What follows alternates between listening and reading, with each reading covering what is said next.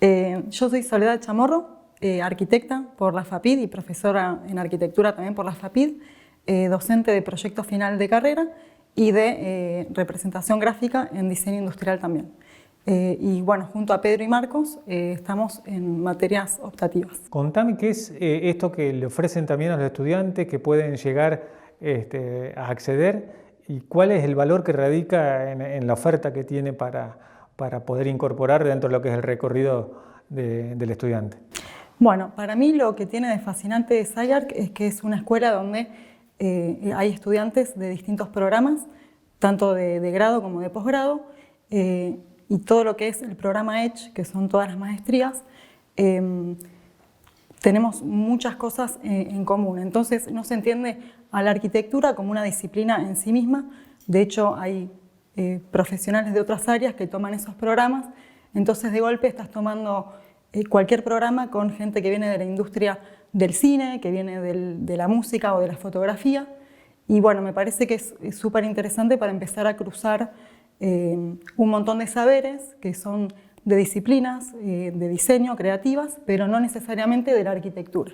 Sí, entienden la arquitectura como una producción cultural, ¿no? Y una interrelación con un montón de disciplinas, muchos artes visuales, muchos artes, digamos, caminos alternativos para poder sumar cuestiones interesantes para este recorrido, ¿no? Exactamente, sobre todo, bueno, el programa que yo tomé, que es el de Design Theory and Pedagogy, lo que trata es de llenar el vacío que por ahí los programas tradicionales de pedagogía tienen, que separan entre una formación profesional y de una académica.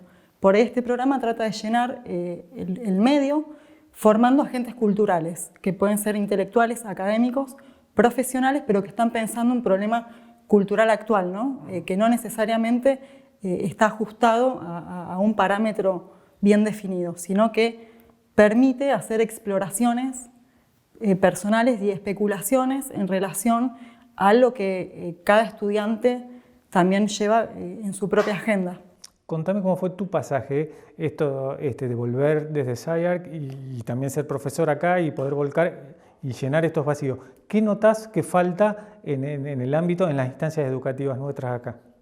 En realidad, hablar de carencias o de faltas por ahí, me interesaría más poder hablar de cruces o por ahí digamos, de algunas mezclas, de poder traer cosas, llevar cosas.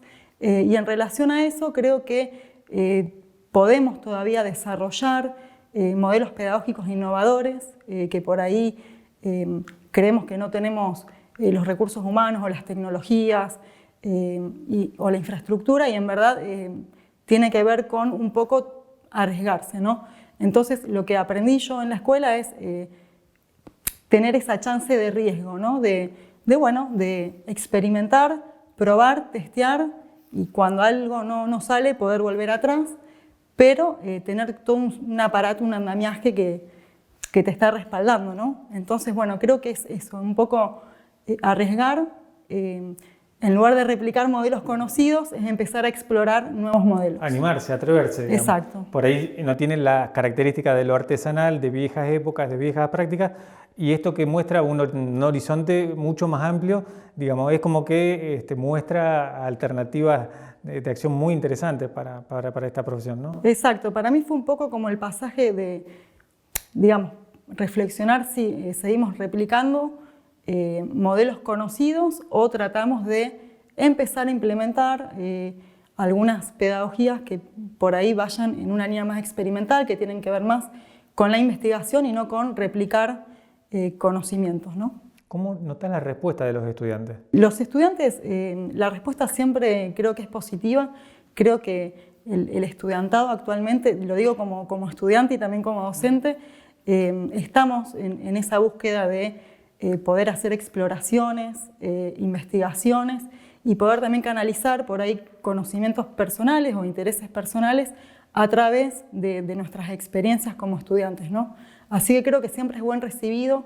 No creo ya que el estudiante venga a buscar un saber hegemónico bajado por alguien, sino como un agente que participa de la construcción de ese conocimiento. hace mucho tiempo las discusiones importantes y los personajes importantes de esta disciplina no pasaban por acá, por la facultad. Uno los iba descubriendo después, en el camino, en el recorrido. Hoy esa posibilidad está mucho más cercana y está al alcance de la mano tanto para docentes como para estudiantes.